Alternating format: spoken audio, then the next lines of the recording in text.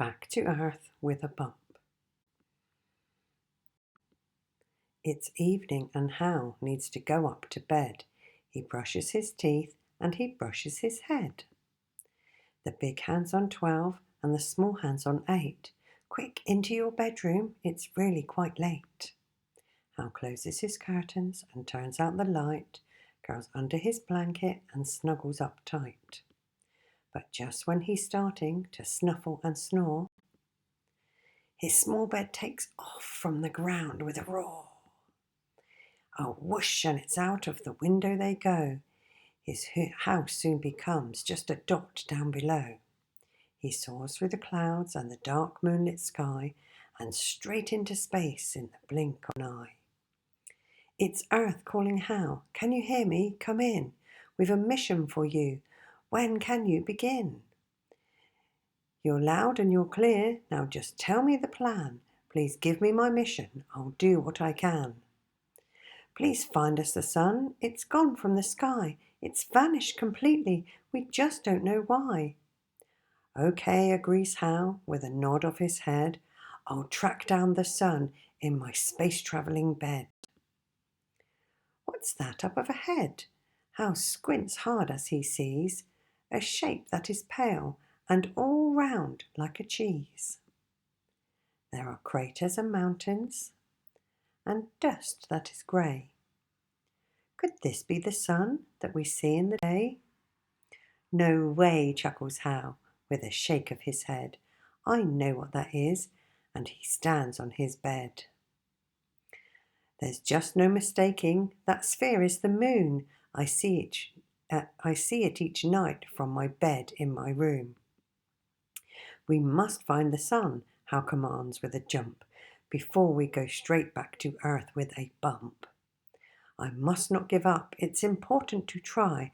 I'll keep up my quest for the sun in the sky. What's that up ahead? Hal jumps up as he spies some bright twinkling shapes far ahead in the sky. They sparkle and dazzle. They glow with white light. Could this be the sun that we lost in the night? Oh no, giggles Hal with a wink of his eye. I know those small diamonds high up in the sky. Those beautiful twinkling space dots are stars. I'm perfectly certain that that's what they are. We must find the sun, Hal commands with a jump, before we go straight back to earth with a bump. I must keep on trying, although it is hard. I've done well already to find all these stars.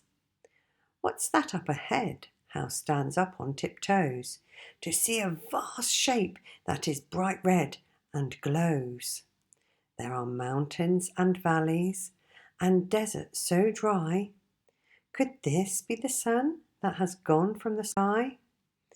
It can't be, says Hal as he scratches his head. I know what that is. It's so round and so red. It's perfectly clear that this planet is Mars. I've heard it's the planet that's found next to ours. We must find the sun, Hal commands with a jump, before we go straight back to Earth with a bump. This mission is hard. It's a difficult test, but if I have tried, then I've given my best. Hal looks back at Earth and then what does he see? The planet is moving. It's turning around. It's slowly rotating without any sound. Hal zooms round to find where his bedroom has gone. And what does he find? He discovers the sun. The sun doesn't budge, but the earth moves instead. Hal works it all out as he clings to his bed. When night comes, we see the bright moon in the sky, but in daytime, the sun is the thing that we spy. I knew I could do it if only I tried. Hal smiles with delight as he looks at the sky. I did not give up and I did not give in, and I found the sun, Hal shouts with a grin. The mystery is solved, now his mission's complete. Hal's suddenly tired and in need of some sleep. He soars to his country, his town, then his street, and straight through the window, head first and then feet.